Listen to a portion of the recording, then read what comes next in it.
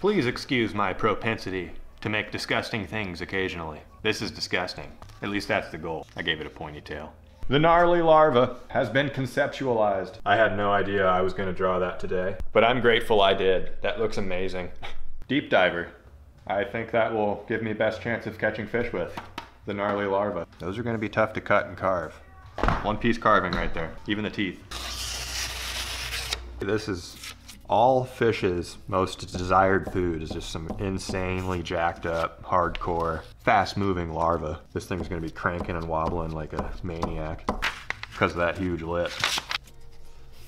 Obviously an ideal source of protein. Is there fun facts about larvae in this video? A larva is the juvenile form of many animals, all of whom undergo a metamorphosis process into their adulthood, like the caterpillar into the butterfly.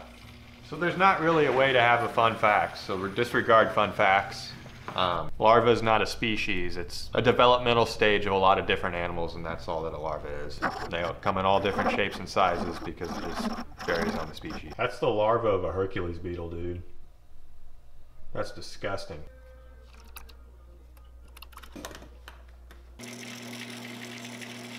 We interrupt this normal Marling Baits YouTube video to bring you the sponsor of today's video. And really, there's no we, it's just me. I interrupt. First sponsor of the Marling Baits YouTube videos. Thank you, Dating.com. This is after the entire video shot and edited. I was unaware of how important transitions are. Transitions. Are you in search of a significant other? Do you need a boyfriend or girlfriend? Are you wanting to date? Everything is worth nothing if there's no one to share it with. And I must clarify, I am a happily married man, so that's coming from experience. Get yourself a significant other on Dating.com, the sponsor of today's video. My phone is downloading the app right now because I did not have it beforehand because I'm married. But one cut later for you, I'll give you the rundown here. Oh, and let's get the big deal out of the way. 60% discount to new users. There you go. It's a premium dating experience. Millions of users of only verified profiles on this website. No unwanted photos, no annoying people. Just a well-formatted dating website. Self-sufficient men. Good women. Coming together. Beautiful. Okay, my profile has been created. If that's not attractive, I don't know what is. Maybe I don't. But the Dating.com app instantly offers a ton of diverse, interesting people to communicate with. My profile was just created less than a minute ago. If you go to chats, there are already 5 people attempting to communicate with me. If I was not legally and morally bound by flesh to my wife, I could choose to communicate back. That fast, wow. I actually was not expecting. Those are real people too. And whoever you end up liking, Dating.com focuses mainly on communication. You can receive photos, you can receive videos, you can video call, you can instant chat all the time. It is one of the best ways to communicate with people in the market. There's a link down below in the description. Thank you, Dating.com.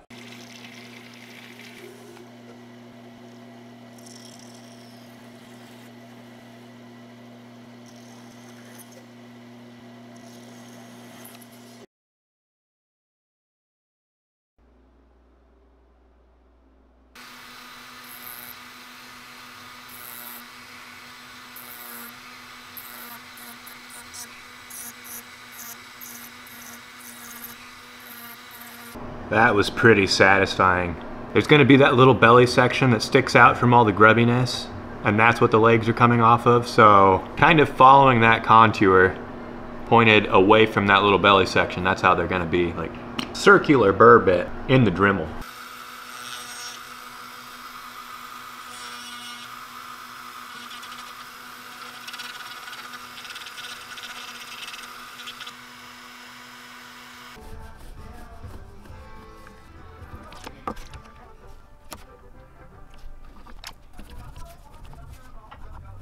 There are some lines to follow while I'm carving. Let's get these eye sockets drilled out though.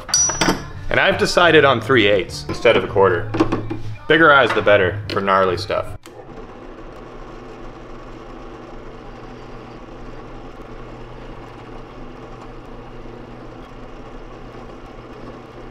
I would say lovely or gorgeous or fantastic or something, but that's just kind of nasty.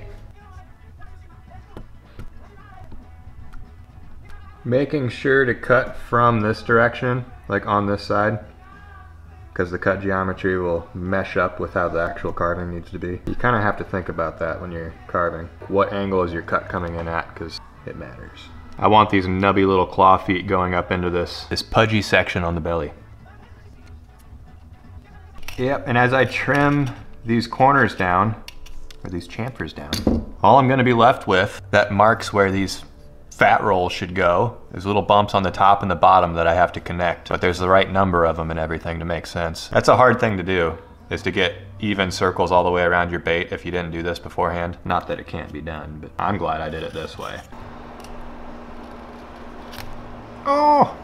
Before any more damage is done to these perfect legs, or what were perfect legs, we must stabilize the tips. That was just a massive mistake. Happens almost every time.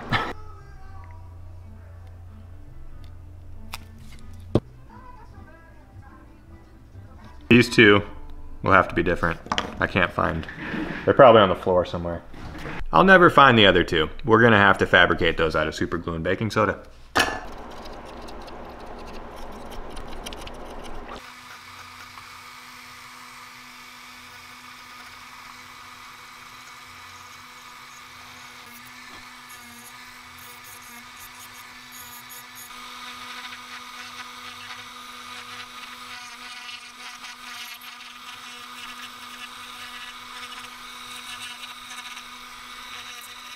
Kind of reminding me of a graboid from Trimmers, loosely. This is much different. I'm glad I didn't just make it a grubby body and I put this on the bottom though. That makes the lure right there. Found one of the other pieces on the floor, by the way. Miracle.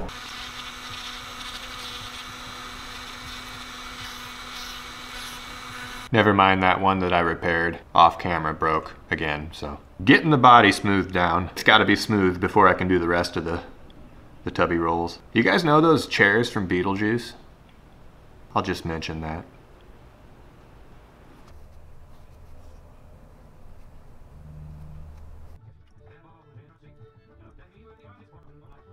People just walk on by as I cry. Run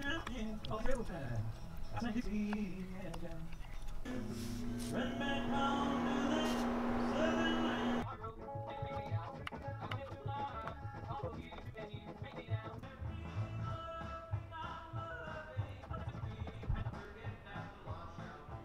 Right on. That looks pretty sweet. Now I'm going to go one by one around the entire thing and make it perfect. Nice and smooth, not so many carving ridges. And then I gotta figure out the face and the mouth.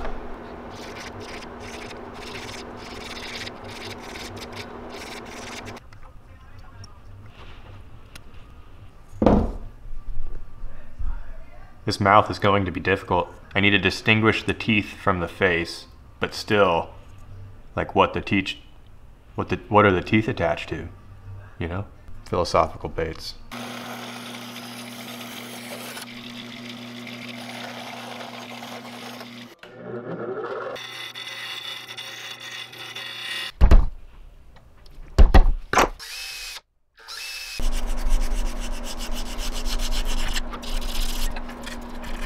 Since this is one of them crankbaits with a line tie on the lip, we have to do some of this stuff.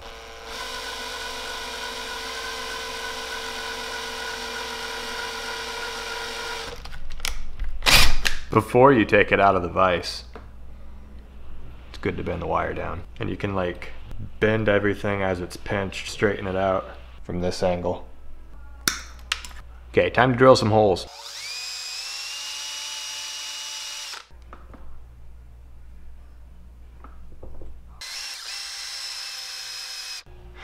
That's looking pretty gnarly.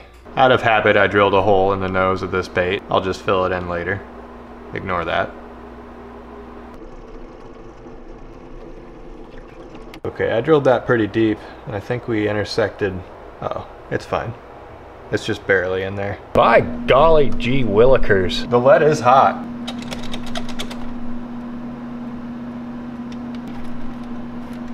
And crusty, man, I need to clean that lead pot out. Almost can't even close it.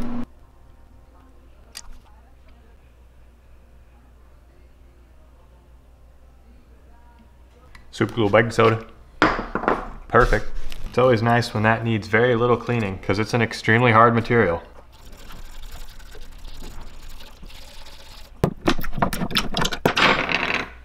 Before we install the lip, oh, this was a used brush, we're gonna seal the wood. And even before we install the hardware. I just cranked that carving out in one day. I'm pretty proud of myself. I'm really liking it because it's sufficiently gnarly without just disgusting stuff added to it. It's inherently gnarly and not just missing chunks and parts of its entrails are showing, you know? I like that. Now, we need to build up some sort of medium over this wood to make it not look like wood. I'm gonna try this balancing clear stuff from Createx. Wicked colors. This is 40-30 balancing clear. It says add 40-30, 10 to 25% per volume. Of what though, I don't know. Mix 10% volume, oh, with a paint. If I mix that with a bleed checker, it might make for a really thick spray on, hits the bait, stays where it hits, and kind of builds. I just want some building up on this wood to make it smoother. To not just make it smoother, but to hide imperfections. Spray directly out of bottle, do not reduce. Okay, good. So this is like paint. Yeah, the balancing clear is definitely thick. You could not shoot that just directly out of the bottle. And that made it all goopy. And it smells like cherries. Let's see what it does to the bait. Yep, the Micron handles it just fine. That's doing what I wanted. I can see it in the glare as the paint hits the bait. And I'm looking at a glare, like all of the roughness just disappears. A difference has been made. It's smoother. Now we need to get all the hardware and the lip inside of this thing. That really hazed up the shop. Look at that. Medium thick black super glue has proven itself extremely worthy of a lure maker's shop. This specific consistency of super glue. It's not good with baking soda, but for glue ups, it's fantastic. I cover the surface of the areas where when you shove the lip in, it's gonna drag that super glue and bring it down to the bottom too. Full coverage. No! Oh no! It's okay. Just don't hit it with the accelerator. Don't hit it with the accelerator. Almost did. And we're good. It's okay. I slammed that lip in there. That splashed a bunch of super glue. On the side of the bait, and I had to wipe it off. But then I was like, oh, is my lip straight? Because it's set. And it's perfect. I didn't even look. I just slammed that lip in there. Had to clean up a mess, and it's at the perfect. It is like right on. The lure making gods are looking after me today. So now it's just a matter of screwing in 2 screw eyes. We just made our bait functional. Let's get it looking pretty.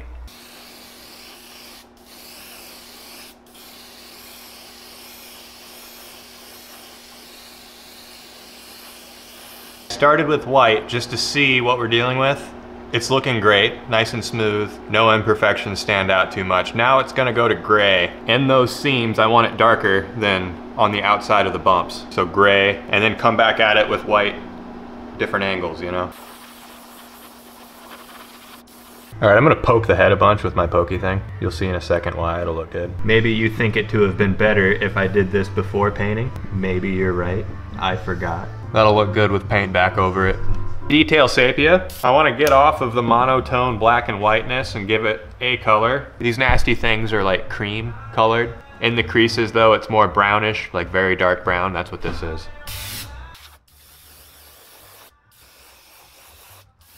And then white. Don't put crusties in your airbrush. Now the main thing is I don't want to just have my airbrush pointing straight at it. But at the same time, it's gonna need a ton of white. Gotta stay disciplined.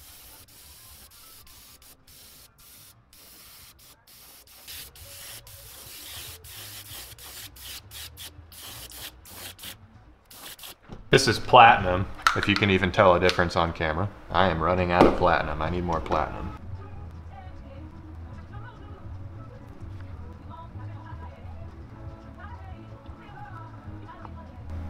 I can put this crazy bold color on right now because it's going to get covered up quite a bit.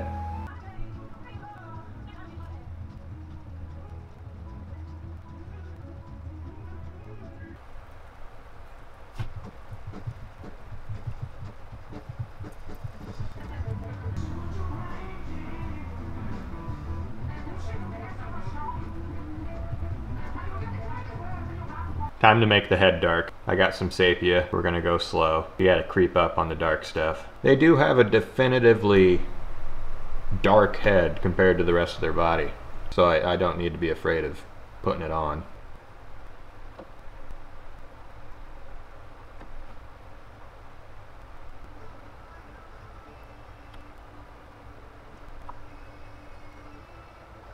Red oxide for the legs. This is actually pretty bright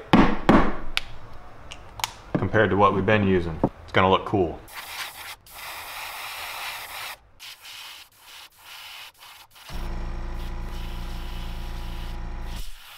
I think that looks really good. You know, like those red house spiders, and then sometimes they have the white sacks on their butt? Those things are nasty, but that reminds me of that. I got bit by one of those one time. It hurt. It's when I had my really old bait shop in the basement of my old house. Good times. I purposely didn't clean my airbrush out when I had some red oxide in it too. See that? And it's giving it a nice random splotchy effect. I think that's just lovely. I just need to put some eyes on this and it's ready to go. I'm looking at pictures of larvae like crazy over there, and there's not much more to it. Even the teeth up front, if I painted those a different color, it'd look stupid. Just trust me on that. If you were hoping to see some teeth painted, I'm not gonna do that. It's gonna look stupid. Time for eyes. DevCon, 5-minute epoxy.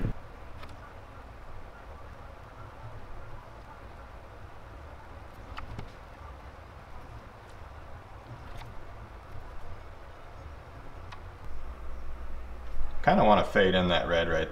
That's sticking out to me in the viewfinder. I'm gonna get rid of that. And then we're gonna clear coat. You know what, fellas? Somehow there's a crack in my lip on this bait. That's not cool.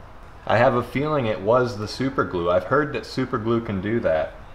If you really pile it on. I don't know if it's like the flashing heat that the super glue has and it just cracks the Lexan. I don't know. It looks like we have enough structural integrity to keep this lip on. There's a lot of Lexan left that's not cracked. Let's see how strong it stays. That'll be an interesting thing to keep an eye on. Highlight red. I've decided on quite a bit. Ooh, that's gonna be thick. Lots of highlight red though. And it's kind of highlight pink. This is not red. Oh, that's perfect. So you can really pile that pigment in there. And it's gonna be a clear coat still. Yeah, that is lovely. That is exactly what it needed to be. It's gonna get in those creases a little more because they're deeper. You're gonna see more highlight in the creases, as you do. It's really easy to get fixated on something you're clear coating and forget that on the other end it's dripping. This is some God tier level master clear coating on the Gnarly Craw. I mean, who clear coats like that? Come on. Well, that went fantastic. Let's get this on the rotisserie.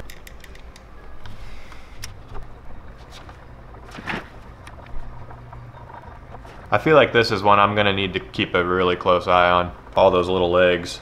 I'm really happy with that.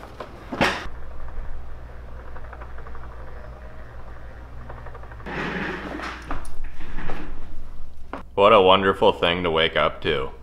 Good morning.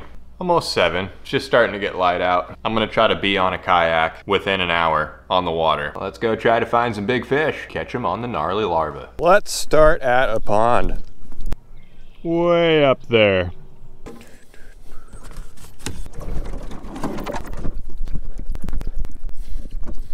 It's really easy to pull your kayak across the frozen grass. Oh, there's a big heron right there. Walked right by him whenever the human comes into the picture. Morning, everybody! It's just like a giant disturbance. Ooh!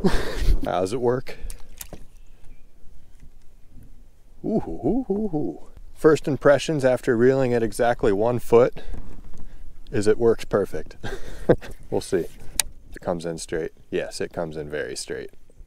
Wow. This is going to be so hard to show you guys, a deep diver in a kayak. But you can kind of see. Not when I put it in the sun.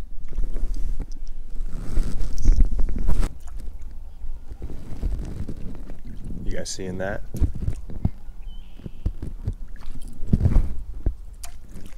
You guys see that, right?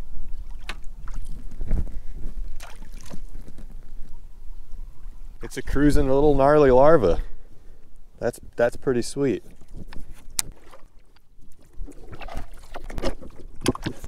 Well, dang, if there was a morning bite, I wasted it here. Maybe the river will bring this bait more interest.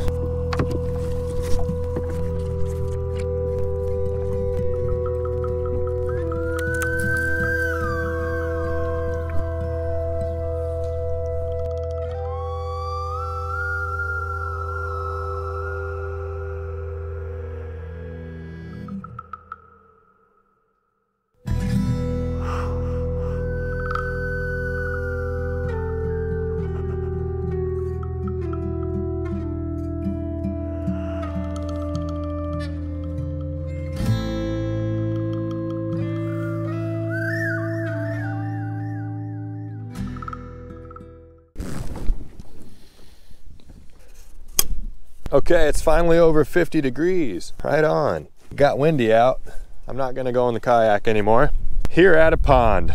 I'm just gonna make a lot of casts and be really patient. Gotcha! Oh, that was such a light hit. Serious, that was the lightest hit I've ever felt in my life, and I didn't set the hook on it, but I said gotcha and started reeling and I didn't. Dang it! Okay. We got to slow this thing down, and if we feel resistance, we got to set the hook. Dang it, dang it, dang it. I can't believe how light of a hit that was.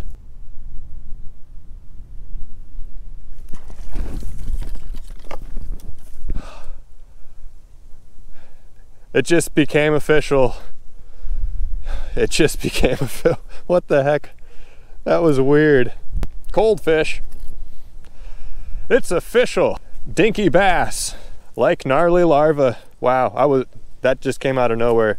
I silently made it official. Thank you, dude. Be free. The gnarly maggot's official. Barely. Wow.